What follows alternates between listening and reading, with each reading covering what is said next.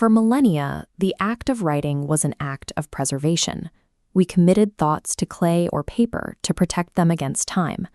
Scribes baked these early records into the earth to ensure permanence.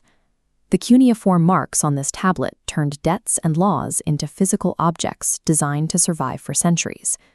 As we needed to transport our mythologies and prayers, we developed materials like papyrus. These structured columns of hieroglyphs were designed as enduring anchors for cultural memory.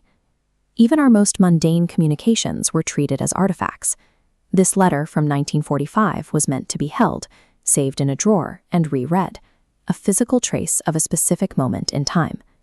Eventually, we aggregated these records into massive archives. These buildings were the ultimate achievement in human memory, the creation of a permanent, physical home for everything we had ever written down. The modern generative AI chat interface reverses this impulse. It is a space where we write specifically to discard. We are now generating trillions of words in these chat windows every single day. This volume dwarfs the entire historical timeline of human publication, yet we have designed it to vanish. We are engaging in the most complex, intimate dialogues in history with non-human entities, and we are letting every word of it evaporate into the ether. How does this shift from archive to ether change how we use our own minds? Every session begins with a blank slate. You might start with a deeply personal problem or a complex logic puzzle, typing out a prompt that sets the stage. Your text is broken down into tokens and dropped into what engineers call the context window. This is a rigid, temporary memory limit. The AI can only think using the data currently inside this specific box. The model is structurally isolated. It has no access to your previous sessions or your historical identity. Everything outside this box is severed from the active conversation. Because the AI processes your prompt in a vacuum, it doesn't reference who you were yesterday. It calculates a response based solely on the data you provided seconds ago. This technical amnesia gives you a fresh start. Since the machine doesn't know your history, you are free to explore ideas without the burden of your own past context. As the session continues, your thinking becomes more rapid.